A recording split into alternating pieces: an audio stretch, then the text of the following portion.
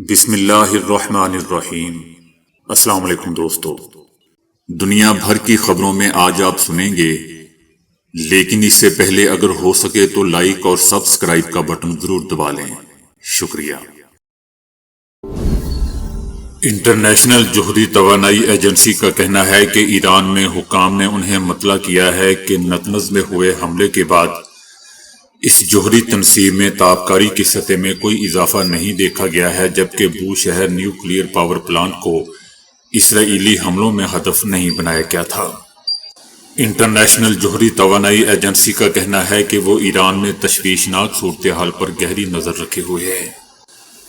ایران کی جوہری اور فوجی اہداف پر حملوں کے بعد اسرائیلی وزیر اعظم نیتن یاہو نے دعویٰ کیا ہے کہ اگر ایران کو روکا نہ جاتا تو یہ انتہائی کم وقت میں جوہری ہتھیار بنانے کے قابل ہو جاتے۔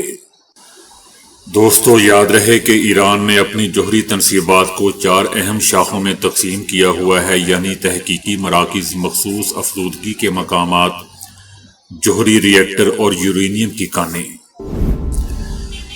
اسرائیل کا کہنا ہے کہ انہوں نے حالیہ حملے میں نتنز میں واقع یورینیم افزودگی کے مرکز کو نشانہ بنایا ہے۔ نتنز ایران میں دوستو یورینیم کی افزودگی کا اہم مقام ہے، جو تہران سے تقریباً 250 کلومیٹر جنوب میں واقع ہے۔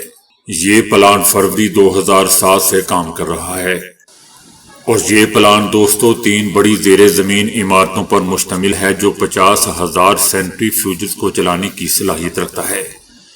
تاہم اس وقت وہاں تقریباً 14,000 سینٹری فیوجز نصب ہیں، جن میں سے تقریباً 11,000 کام کر رہے ہیں تاکہ یورینیم کو مخصوص حد تک صاف کیا جا سکے۔ اس پلانٹ میں تیار یورینیم نیوکلیئر پاور پلانٹس کے لیے ایندھن پیدا کرنے کے لیے موزوں ہوتی ہے، تاہم اسے جوہری ہتھیاروں کی تیاری کے لیے درکار 90% سطح تک بھی افزودہ کیا جا سکتا ہے۔ نومبر 2014 میں انٹرنیشنل اٹامک انرجی ایجنسی کی جانب سے لیے گئے ماحولیاتی نمونوں کے تجزیے سے اس بات کی تصدیق ہوئی کہ یہ سہولت کم افزودہ یورینیم بنانے کے لیے استعمال کی جا رہی تھی، جس سے ایران کے جوہری ارادوں کے بارے میں خدشات بڑھ گئے تھے۔ یہ پلانٹ ماضی میں بھی سائبر حملوں اور تخریب کاری کا نشانہ بن چکا ہے۔ سن 2020 میں اس مقام پر آگ لگ گئی تھی اور ایرانی حکام نے دعویٰ کیا تھا کہ اس کے پس پشت سائبر تخریب کاری کی کارروائی تھی۔ سن 2021 میں ایران نے اعلان کیا کہ اس سہولت کو جوہری تخریب کاری کی کارروائی کا سامنا کرنا پڑا ہے۔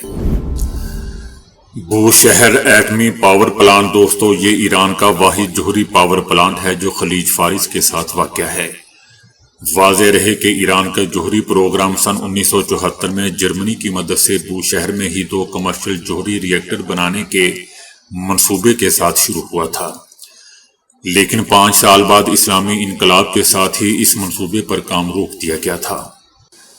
ایران نے سن 1990 کی دہائی میں روس کے ساتھ اس منصوبے پر دوبارہ کام شروع کرنے کے لیے ایک معاہدے پر دستخط کیے تھے، لیکن اس دوران اقوام متحدہ کی سلامتی کونسل میں یہ معاملہ اٹھایا گیا اور ایران میں یورینیم کی افزودگی کو روکنے کے لیے قراردادیں منظور ہوئی، جس کی وجہ سے روس کی جانب سے تاخیر ہوئی۔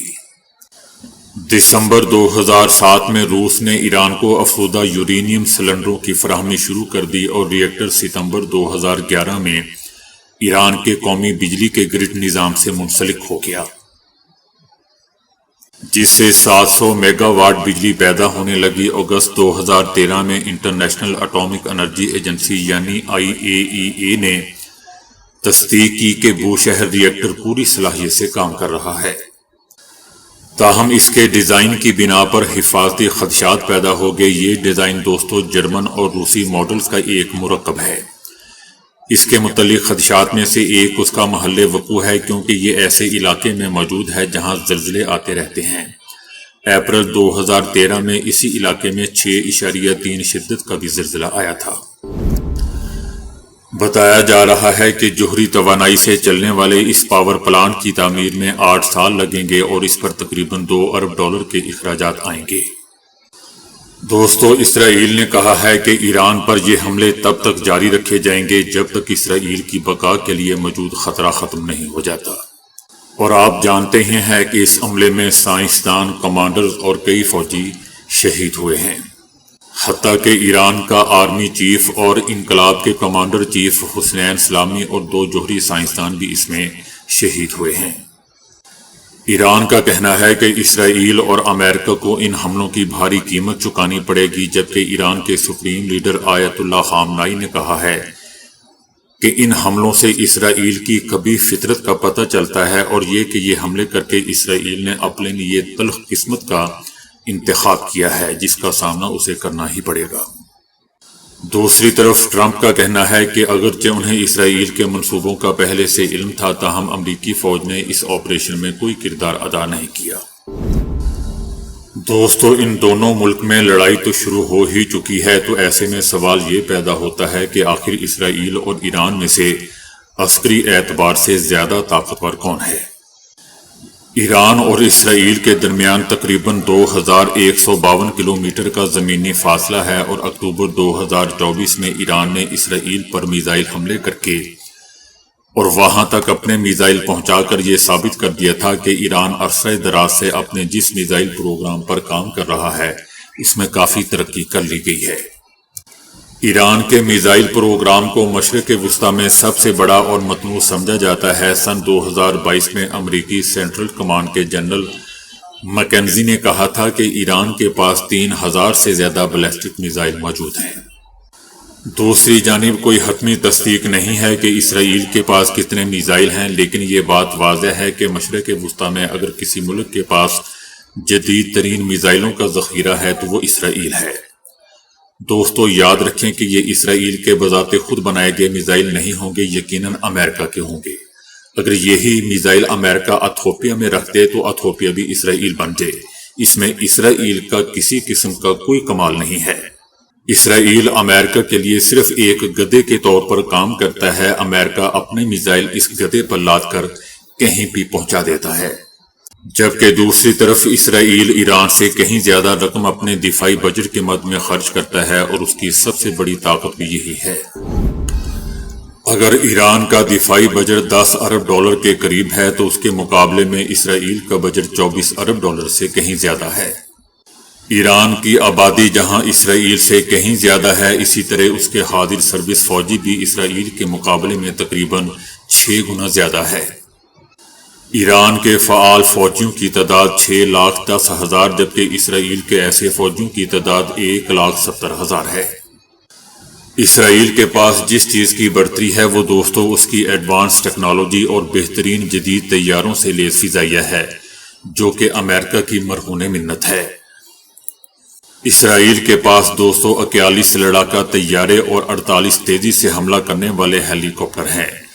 241 میں سے دوستو آج اسرائیل نے جو ایران پر حملہ کیا اس میں 200 کے قریب لڑاکا طیارے استعمال ہوئے تھے، یعنی آپ کہہ سکتے ہیں اس نے تمام کے تمام لڑاکے طیارے استعمال کیے۔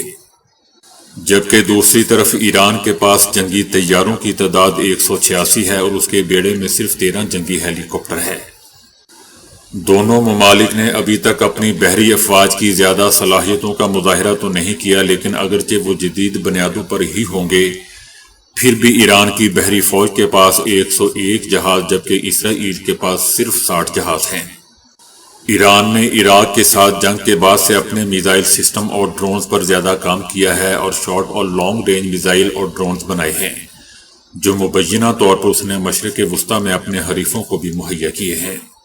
لیکن دوستو جب بات ہوتی ہے گوریلا آپریشن کی تو دونوں ممالک کے درمیان ممکنہ جنگ کی تو ایران کے رقبے اور فوج میں زیادہ تعداد کو دیکھتے ہوئے یہ صاف نظر آتا ہے کہ اسرائیل ایسا نہیں کرے گا، گوریلا آپریشن نہیں کر سکے گا۔ صدر ٹرمپ نے ایران کو خبردار کرتے ہوئے کہا ہے کہ اگر ایران نے جلد معاہدہ نہ کیا تو نتائج انتہائی سنگین ہو جائیں گے۔ صدر ٹرمپ نے ایران پر مزید بڑے حملوں کا اشارہ دیتے ہوئے کہا ہے کہ اب وقت ختم ہو رہا ہے۔ ایران کو پہلے بھی معاہدے کرنے کا موقع دیا گیا تھا، مذاکرات قریب تک پہنچے مگر حتمی معاہدہ نہ ہو سکا۔ صدر ٹرمپ کا کہنا تھا کہ ایران کے کچھ سخت گیر عہدیداروں نے بہادری سے بات کی، لیکن وہ نہیں جانتے تھے کہ ان کے ساتھ کیا ہونے والا ہے۔ صدر ٹرمپ کا کہنا تھا کہ اب وہ تمام سخت گیر عناصر مارے جا چکے ہیں اور آئندہ مزید خطرناک کارروائیاں متوقع ہیں۔ صدر ٹرمپ نے مزید دعویٰ کیا کہ امریکہ دنیا میں سب سے زیادہ مہلک ہتھیار بناتا ہے اور اسرائیل ان ہتھیاروں کا ماہر صارف ہے۔ صدر ٹرمپ کا کہنا تھا کہ ایران کو اب بھی معاہدے کی طرف آنا چاہیے، اس سے پہلے کہ کچھ باقی نہ بچے دیر ہو جائے۔ ایران نے اپنے تازہ بیان میں کہا ہے کہ صہیونی حکومت نے رات کے اندھیرے میں ہمارے وطن پر جارحیت کی، جس کے نتیجے میں ہمارے متعدد شہری، فوجی جنرلز اور سائنسدان شہید ہوئے، اور یہ بات بھی ثابت ہوگی کہ ناجائز صہیونی حکومت کسی بھی بین الاقوامی قاعدے اور قانون کی پابند نہیں ہے اور ایک پاگل جانور کی طرح دنیا کی اور انسانی اور بین الاقوامی حقوق کے دعوے داروں کی نظروں کے سامنے تمام بے شرمی کے ساتھ قاتلانہ حملے کرتا ہے اور جنگ کی آگ کو بھڑکاتا ہے۔ ایران کا کہنا ہے کہ ایران سے جنگ چھیڑنا شیر کی دم سے کھیلنے کے مترادف ہے۔ ایران کا کہنا ہے کہ صہیونی اسرائیلی حکومت ایران کے منطق کے سامنے خوفزدہ تھی اور اسی لیے اس نے یہ جنگ چھیڑ دی۔ ایران کا کہنا ہے کہ ہم نے گزشتہ 200 سال میں کوئی جنگ نہیں چھیڑی ہے، لیکن اپنے ملک کے دفاع کے لیے ذرا برابر پیچھے نہیں ہٹیں گے۔ ایران کے مقدس آسمانوں پر صہیونیوں کی جارحیت نے ثابت کر دیا کہ یہ ناجائز حکومت ایک تخریب کار حکومت ہے۔ ایران کا کہنا ہے کہ صہیونی درندہ صفت حکومت کو صرف طاقت کی زبان سمجھ آتی ہے اور ایران کی حکومت نے تمام دفاعی سیاسی۔ ایران کا کہنا ہے کہ ہم عالمی سطح پر اپنی عزت اور وجود کا دفاع کریں گے جیسا کہ پہلے کرتے آئے ہیں، لیکن عالمی اداروں کے منتظر بیٹھے نہیں رہیں گے، اور ہمارا انتقام کا لمحہ قریب اور صہیونیوں کی رگ گردن سے زیادہ قریب ہے۔ ایران کا کہنا ہے کہ ہم نے جنگ کا آغاز نہیں کیا، لیکن کہانی کا اختتام ایران کے ہاتھوں ہی لکھا جائے گا۔ دوستو، اس میں میری رائے یہ ہے کہ ایران کے پچھلے 1-2 سال سے کئی کمانڈر اور شہرت یافتہ کمانڈر، بڑے کمانڈر شہید کر دیے گئے، اور ایران کے ساتھ یہ سلسلہ آج سے نہیں بلکہ 2-3 سال سے مسلسل چل رہا ہے، لیکن ایران نے دوستو ابھی بھی کوئی ناپ تول کے جواب نہیں دیا۔ اگر دیا ہوتا تو اسرائیل کو یہ جرت نہ ہوتی جو اس نے آج کیا ہے۔ اس لیے میرے خیال سے ایران کو یا تو کچھ کرنا پڑے گا یا پھر معاہدے پر دستخط کر دینے چاہیے۔ اگر دوستو آج ایران اسرائیل کے خلاف کوئی تکڑا قدم نہیں اٹھاتا تو میرے خیال سے اسے دستخط کر دینے چاہیے۔ صدر ٹرمپ نے کہا ہے کہ اگر ضرورت پڑی تو امریکہ اسرائیل کے دفاع میں مدد فراہم کرے گا۔ دوستو، یہ بات تو بچے کو پتہ ہے، یہ اعلان کرنا کیا ضروری تھا؟ ان کا کہنا تھا کہ ایران پر حالیہ اسرائیلی حملوں میں امریکہ ملوث نہیں ہے۔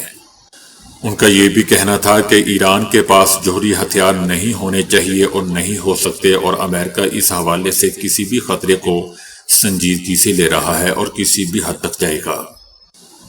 صدر ٹرمپ کا کہنا تھا کہ وہ ایران کے مذاکرات کی میز پر واپس آنے کی امید رکھتے ہیں تاکہ خطے میں امن و استحکام بحال کیا جا سکے۔ دوستو، ٹرمپ کا یہ بیان ایسے وقت میں سامنے آیا ہے جب ایران اور اسرائیل کے درمیان کشیدگی شدید سے شدید تر ہو چکی ہے، اور خطے میں جنگ کے سوا اور کوئی آپشن نہیں ہے، نہ ایران کے پاس اور نہ اسرائیل کے پاس۔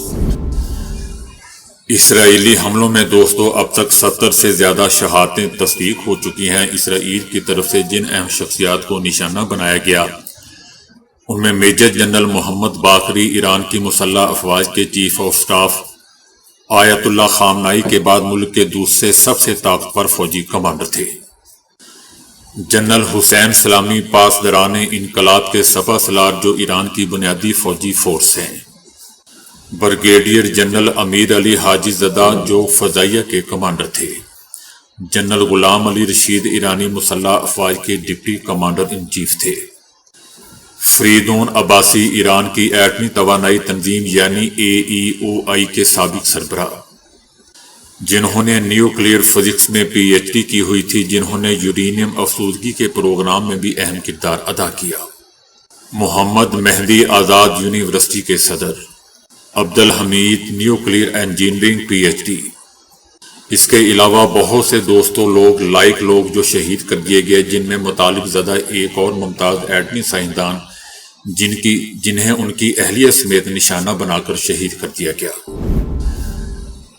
صدر ٹرمپ نے اپنے تازہ بیان میں کہا ہے کہ ایران پر گزشتہ رات ہونے والے اسرائیلی حملوں کو ہم بہت کامیاب قرار دے رہے ہیں اور اسرائیل کی ہم بھرپور حمایت کرتے ہیں۔ ٹرمپ کا کہنا تھا کہ ہم یقیناً اسرائیل کی حمایت کرتے ہیں اور ہم نے ہمیشہ اس کی ایسی حمایت کی ہے جیسے پہلے کسی نے نہیں کی۔ صدر ٹرمپ نے انکشاف کیا کہ انہوں نے ایران کو پہلے ہی خبردار کر دیا تھا کہ میں نے انہیں 60 دن کا انتباہ جاری کیا تھا اور آج کا دن نمبر 61 ہے۔ انہیں میری بات سننی چاہیے تھی۔